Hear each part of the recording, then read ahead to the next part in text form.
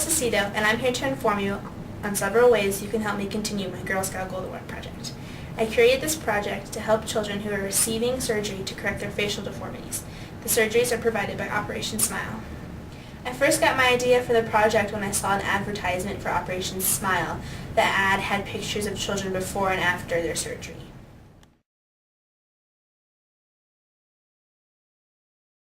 Surgery is a scary experience for anyone, especially for young children who don't understand what's going on.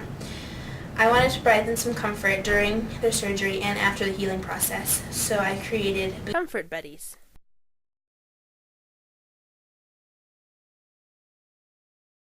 This is Dr. Weatherley-White, who is my Operation Smile consultant for my Gold Award project. Okay, and Dr. Weatherley-White, what is Operation Smile exactly like? Okay, Nikki. First of all, congratulations on the wonderful job you're doing. Thank you. I really enjoyed helping you with this project and taking these wonderful puppets to overseas on Operation Smile missions.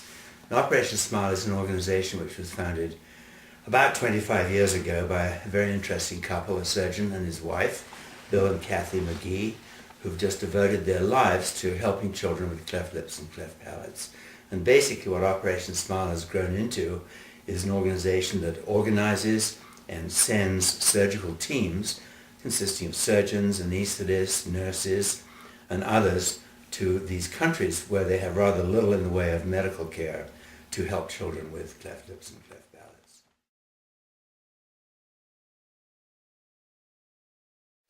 Could you explain what cleft palate is a little bit more? Oh, sure, Nikki. First of all, about 1 in 1,000 children are born with a cleft lip or a cleft palate, or a combination of both. A cleft lip is where the lip, the upper lip, from the nose down to the teeth is split, and it can be quite wide open, leaving a big hole in the middle of the face. A cleft palate is a cleft through the roof of the mouth, and if you put your tongue up to your palate, you can feel it. Now, a kid with a cleft palate, the tongue would go straight up into their nose. The teeth are usually involved too, the upper jaw. It can be a varying degree. It can be very severe, it can be on one side, or it can be a double, a so-called bilateral cleft lip and palate, which is an extremely deforming birth injury, birth defect.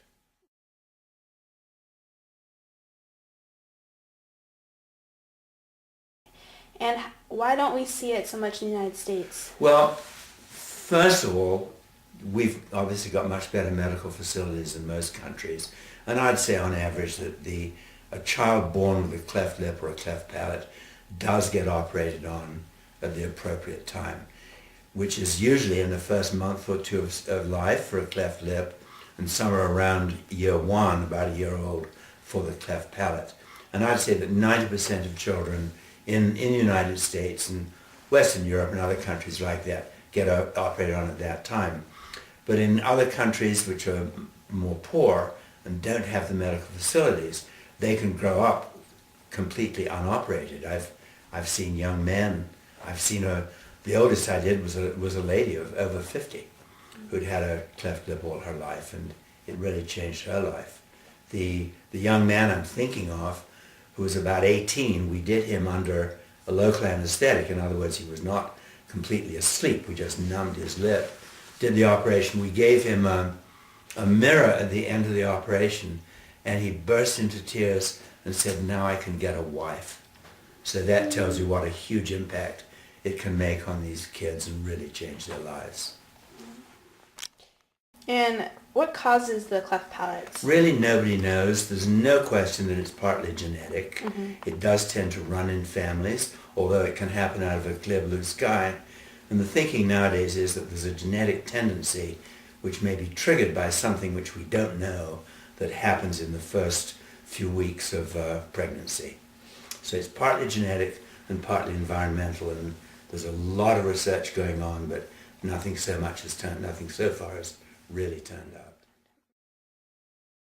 How do these deformities affect the children, health-wise and society-wise? Well, really in two ways. From a health standpoint, with a cleft palate or even a cleft lip, it's very hard for them to nurse and get adequate nutrition. It takes about 3 or 4 times as long to fill their stomach as a normal child without a cleft lip. And with a cleft palate, it's very hard to get the suction, the negative pressure, to breastfeed or even feed from a bottle. So from a health standpoint, malnutrition is a huge issue. Mm-hmm. But the other important factor is an emotional and social one. Many times in some societies, these kids are regarded as spawns of the devil. They're cursed and they get ostracized. I've operated on kids, for example, who've been kept in cupboards all their lives because the family is so deathly ashamed of having neighbors and friends see these children, because there's an implication that they have done something bad for God to punish them by having a deformed baby. So it can have huge social effect.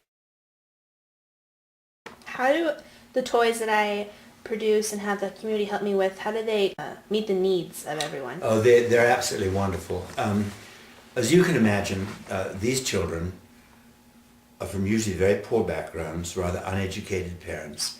And here we are, a group of foreigners dressed funny in pajamas and masks and caps, the different colored skin, and we're taking them off to put them to sleep for an operation, and they don't really know what's going to happen to them. They're terrified. The families are usually terrified.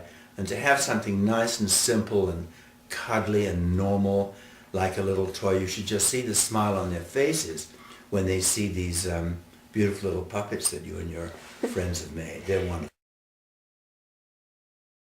Do the toys provide comfort? They do. I remember in China very recently where I was, and where I took a number of your puppets, which were beautiful. There was one little child who just hugged it to his chest. He wouldn't let go. He held it all the way through being put to sleep, the anesthesia. He had it kind of cradled in his arms while we were doing the surgery, and the first thing he saw when he woke up was his new friend, the puppet. So it really made it very, very nice for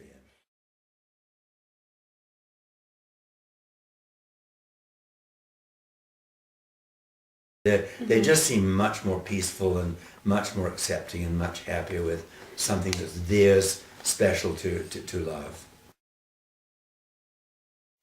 How important is it to continue this project? Well, Nikki, I think it's tremendously important. The 2 times that I've been overseas and taken the toys, they've been incredibly well received and have made a lot of difference to the comfort of the children. I mean, look at things like these beautiful friendship bracelets for the older children.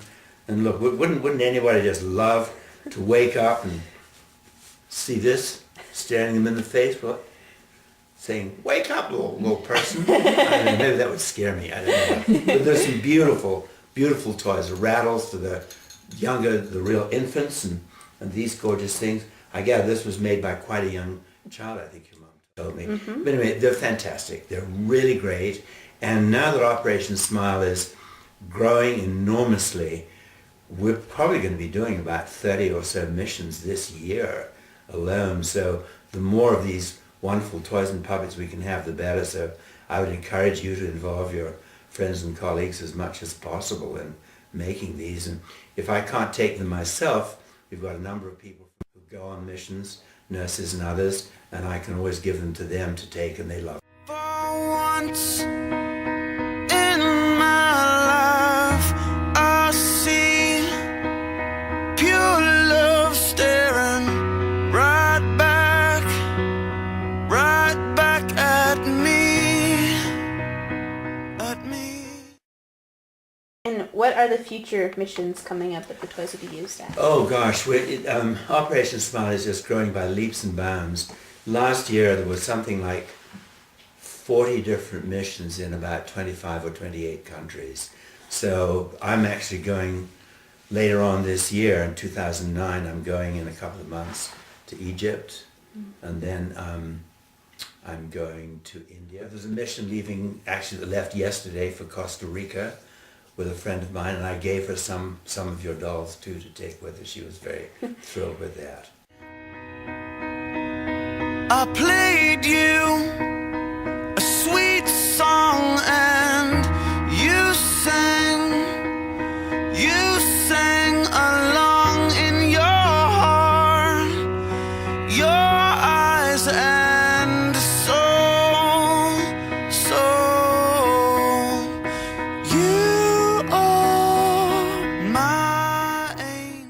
child has the basic right to smile. I hope you will join me in supporting Operation Smile and the Comfort Buddies project.